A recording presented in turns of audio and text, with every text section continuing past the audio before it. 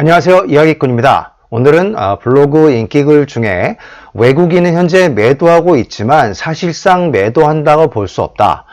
코스피 3200에서 자연스러운 현상이다 라는 주제로 글을 썼는데요. 이것에 대해서 자세히 설명을 드리도록 하겠습니다. 외국인은 매도하고 있지만 사실상 매도라 볼 수 없다. 코스피 3200에서 수익 실현은 자연스러운 현상이다라는 글입니다. 이 글은 2021년 5월 24일에 작성된 글입니다. 이 글을 쓰게 된 이유는 구독자분의 질문 때문인데요. 외국인은 작년에 한국 주식 30조 원을 매도하고 올해도 20조 원을 더 매도해서 1년 반 동안 거의 50조를 매도하고 있다. 역대급 셀 코리아가 아니냐, 외국인들은 하방에 배팅 중인 것이 아니냐라는 질문이었습니다. 이야기꾼이 볼 때 이것은 패턴의 오류입니다. 패턴의 오류 중에 절대값의 오류라고 할 수가 있습니다.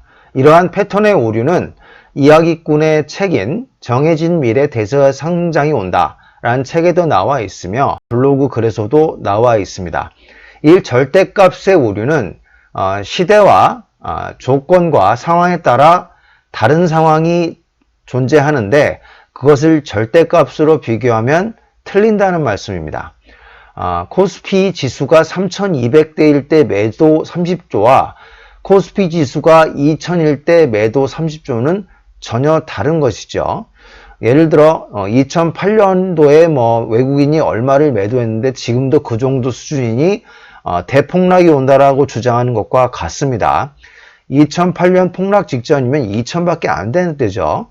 지금 코스피 지수는 3200입니다. 설사 같은 양의 매도가 나온다 하더라도 2008년 초에 폭락 직전 매도량의 반도 안 되는 것이라고 볼 수 있는 것이죠. 마치 30년 전에 한국 GDP 성장률이 15% 이랬는데 지금 3%니까 한국 경제 망했다 라고 오류는 범하는 것입니다. 이런 것들을 이야기꾼이 절대값의 오류라고 이름을 붙이고 경계하고 있습니다. 금융투자협회에 가서 외국인 시총과 코스피 지수를 비교해 보았습니다. 파란 선이 코스피 지수고 연두색 면적이 외국인의 시가총액입니다. 여기를 보면 외국인의 시가총액이 과열이 의심될 정도로 외국인 시총이 급증을 하였습니다. 자, 뭐가 좀 이상합니다. 지금 작년 중반부터 외국인이 무려 50조 원, 즉 역대급 셀코리아를 하고 있는데 왜 외국인의 시총은 과열급으로 증가하고 있는 것일까요? 이러한 불일치가 많은 투자자들이 오해하는 외국인이 셀코리아를 하고 있다는 근거입니다. 이러한 이상한 현상의 원인은 코스피와 코스닥이 상승하면 당연히 외국인의 시가총액도 증가하기 때문입니다. 이론적으로 코스피 1600일 때보다 최근 3200이 되면 외국인의 시총은 2배가 됩니다. 특히 주도업종을 더 많이 보유하고 있기 때문에 외국인의 시총은 2배 이상 증가하게 됩니다. 이렇게 상승을 하게 되면 일부 보유 종목을 수익 실현한다 하더라도 외국인의 시총에는 큰 변화를 일으키지 못합니다. 예를 들어 볼게요. 삼성전자는 대충 2년간 2배 정도 지금 상승을 한 상태입니다. 외국인 기관 투자자가 2년 전에 1조 원을 보유하고 있다면 지금 2조 원이 돼 있겠죠. 그러면 그 중에 10%인 2천억 정도를 기분 좋게 수익 실현을 해도 1조 8천억 원이 남아있게 됩니다. 여전히 80% 정도는 남아있고 2천억을 매도한 것이죠. 1조 8천억 원, 즉 원래 1조 원을 갖고 있던 외국인 투자자가 현재 1조 8천억 원이 남으면서도 2천억 원을 매도한 겁니다. 그런데 이렇게 수익 실현을 일부 한 2천억 원을 모두 모아봤더니 50조 원으로 역대급 셀코리아처럼 보이는 것이죠. 1조 원을 가지고 있던 외국인이 현재 2조 원으로 늘어나서 1조 8천억 원을 남겨놓고 2천억 원을 팔았다고 해서 셀코리아라고 볼 수는 없다는 얘기입니다. 똑같은 얘기는 앞으로 계속 생기죠. 만약에 2023년까지 삼성전자가 또 2배 상승했다고 가정을 해봅시다. 그러면 1조 8천억 원 남겨놓은 외국인 기관 투자자는 3조 6천억 원까지 시가총액이 증가를 하겠죠. 그러면 또 기분 좋게 11% 정도인 4천억 원을 매도했다고 가정해 봅시다. 그러면 3조 2천억 원이나 남아있기 때문에 2년 전 대비 1조 4천억 원이나 더 많아진 것입니다.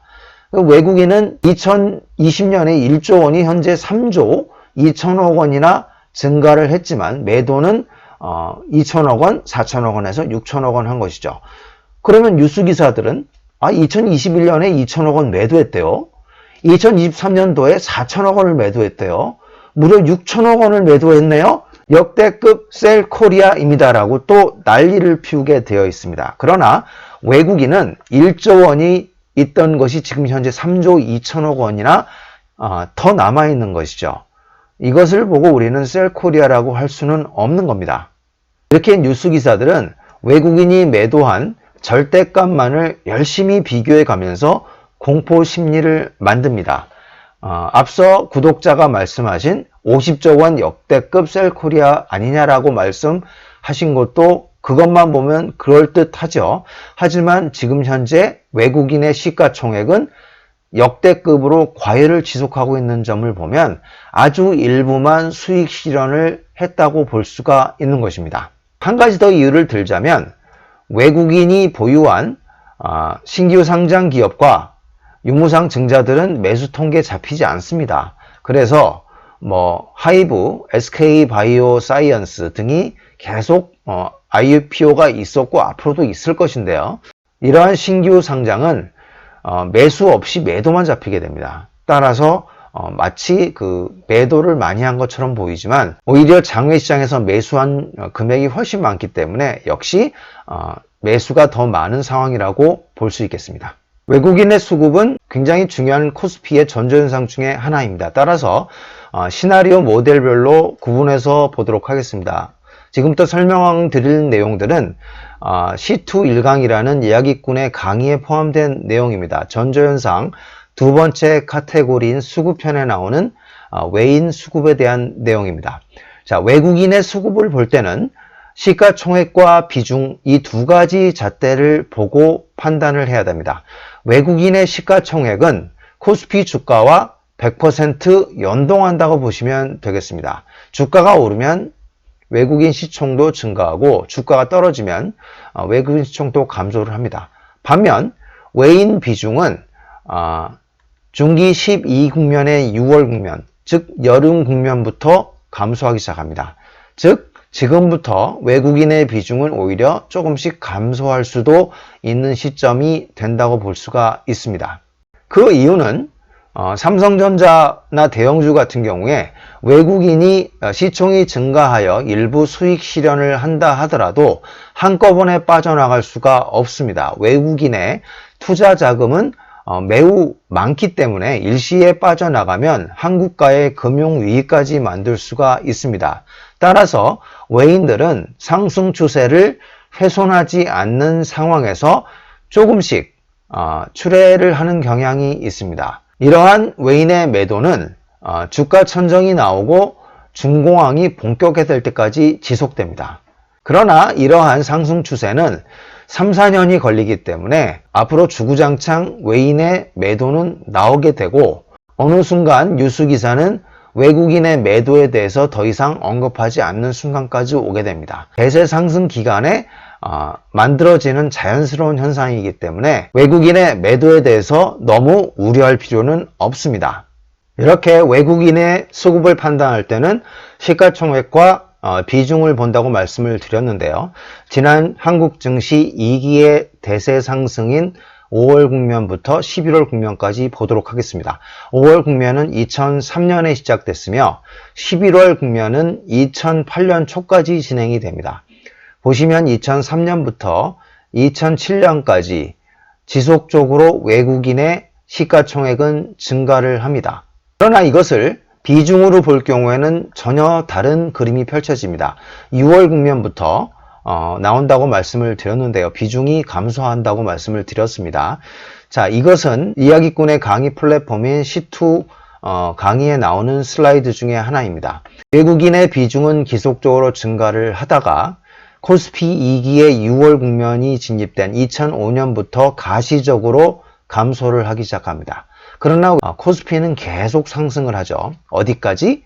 거의 끝까지 계속 상승을 하게 됩니다. 이 지점이 바로 코스피 2기의 주가 천정인 2007년 말까지 외국인의 비중은 계속 감소를 하게 됩니다.